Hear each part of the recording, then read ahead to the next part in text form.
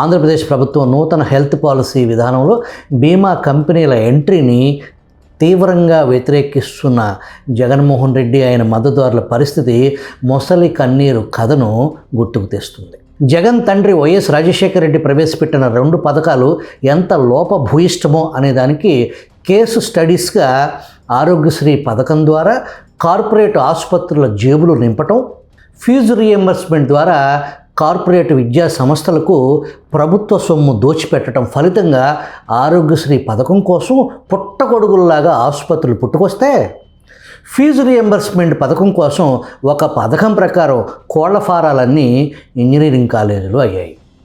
నాణ్యమైన విద్య లేదు, ఫలితంగా డిగ్రీ పట్టాలు ఉన్న ఉద్యోగానికి పనికొచ్చే స్కిల్స్ లేవు. ప్రభుత్వాలు ఉచితం అనే రాజకీయ పదం దేశాన్ని అధోగతి పాలు చేస్తుంది.